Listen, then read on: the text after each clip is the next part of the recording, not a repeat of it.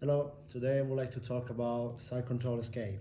As I explained on the other video, the mount escape, there is a common misconception that being pinned and therefore pinning is about pressure, is about like the weight on top of you. And as I said in my previous video, that's a part of it, but mostly a pin is due to wedges. Now, let's make an example. Me and Danielle are going to stand up. And let's make this example. If Danielle wants to push me, she's gonna give me a push. She can move me away. But if I create a wedge around her body where I hug her, the body lock, if she tries to push me away now, she can't. Because there is a wedge that attaches my body around hers. And the same thing is on the floor. The only difference is she has the floor behind her back and she has not too much power to push with the feet on the floor. Now, the idea is that when somebody's pinning you and therefore is attacking, the space is the enemy of the attacker. And when you're defending, you want to escape a pin, space is your friend. The tool for her to cancel space is wedges. The tool for me to create space is frames. And those two things, wedges and frames, contend for inside position. Inside position means that if me and Danielle have two imaginary lines in the center of our body, so a middle line, the position of our limbs is closer to the line than the ones of our opponent. That's when you have inside position. For example, if my arms are closer to her body than our arms, I have inside position on her. And the opposite is also true. She has her arms inside mine, she has inside position. So for me to create frames and therefore start creating space to defend myself, the first thing you should think about is not pushing and trying to get free with your strength, but it should be to create space by reinserting frames.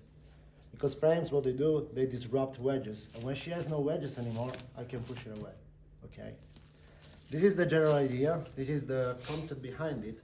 Let's apply this into an actual technique. And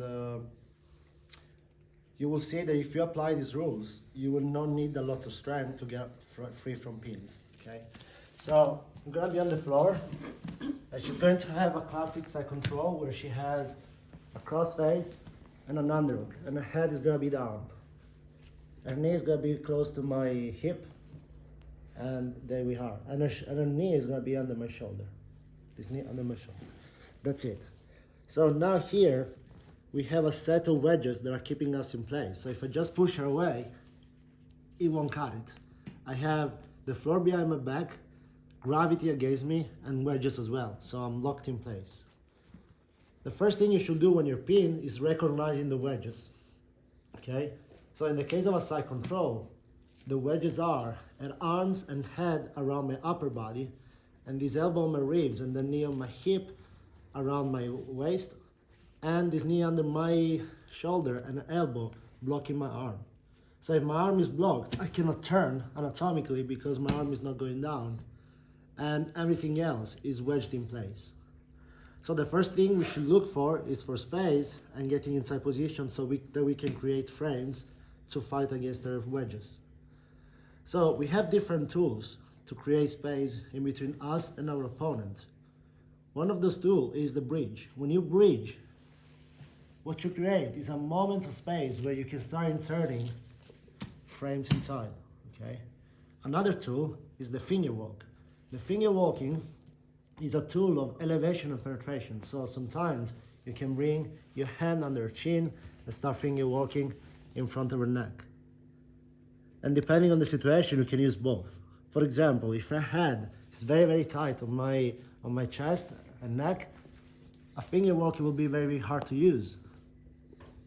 But if you bring this bicep in front of her face and bridge, you can create a little bit of space to start going inside, okay? So now that we talked about the tool, let's talk about how we get rid of the wedges. The first wedge we should get rid of is the elbow. She has a wedge around my elbow that blocks my movement. So what I'm going to do is I'm going to bring my bicep in front of her neck, and I'm going to bridge, moving just my legs. My arm stays where it is.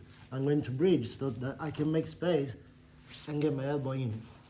So now my elbow has inside position. Now, if you don't succeed the first time, don't give up. It doesn't have to be a clean one shot. It can be 1, 2, 3, until my elbow gets free, okay? Now, because I have inside position with an elbow, I have a frame that can push the hips away a little bit and take a little bit of weight off my upper body. Now, again, if your opponent doesn't have a very tight head on your chest, you can just go and start finger walking in front of her face and grab the shoulder, so you have a frame now in front of her neck. Therefore, you have inside position in on her neck. Or if she doesn't, she has a very strong pressure with the head and I cannot get my hand inside, what I like to do, I like to get my hand to my shoulder and I like to push with the inside of my bicep to her forehead with a bridge. And because there's a little moment where the space is creating, I can get my arm inside. Now what we have is 2 frames. We gain inside position with an elbow on her hip and inside position with the other forearm in front of her neck. But there is a problem, her wedge is still there. You can see here she has a crossface where she can smash my face to the side. So here we're going to use, put pressure please, here we're going to use the frame that we created on the neck to flare the elbow. It is important that you grab the shoulder to flare the elbow. Otherwise the shoulder would be too heavy. So what you're gonna try to do, you're gonna push the neck and you're gonna present the hand to your face. If you cannot reach your face because the shoulder is too tight, you can bring your chin to your hand to create surface for it. And now you start finger walking as you're pushing the neck. So you see another tool of penetration and elevation. You kind of wear an arm off like a hat. Okay, now from here, she can do 2 things. Thing number 1, she tries to regain the crossface, and we do like a karate pair, where we block the arm. Thing number 2, she stays where she is, and what we're gonna do, we're gonna grab the shoulder like a sandwich. Okay, so let's see what happens if she tries to regain the crossface. I will karate pair, and then what I will do, I have inside position with everything, and look, she has no wedge. The wedge is compromised. So from here, now it's okay to push. I'm going to bridge to her neck, and I'm going to hip escape, and my knee is going to point down. If it points up sometimes, it can get stuck on the upper body. Point it down, so when you flex your leg, your thigh, is going to go downwards.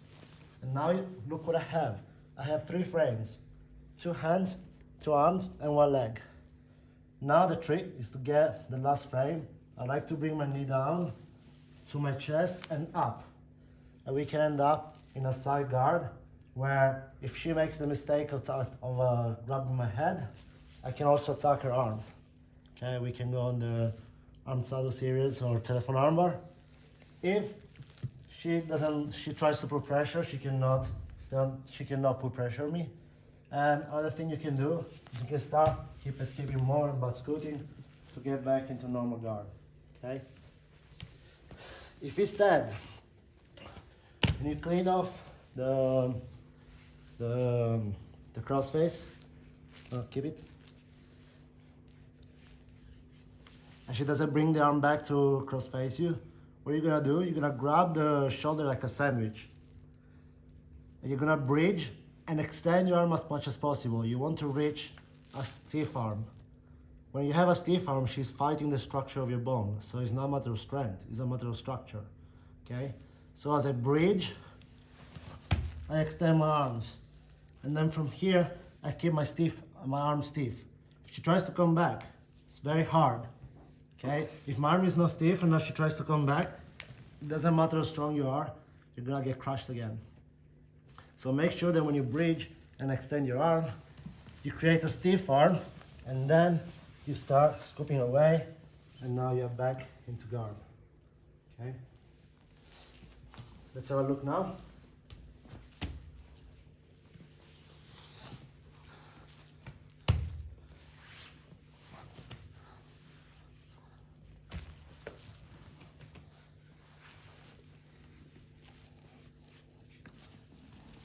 She stays here.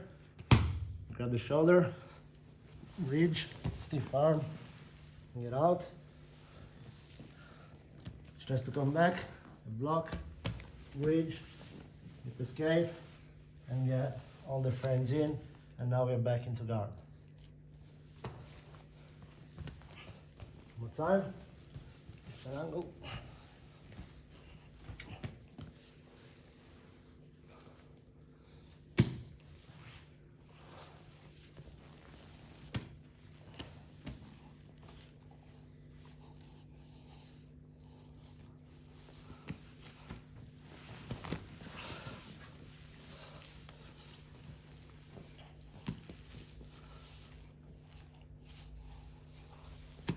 Get back to crossface.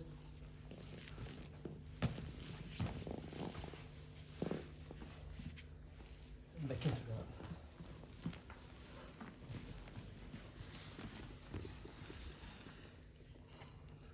Thank you for watching, guys. If you enjoyed this video, leave a like and subscribe to the channel. More videos to come.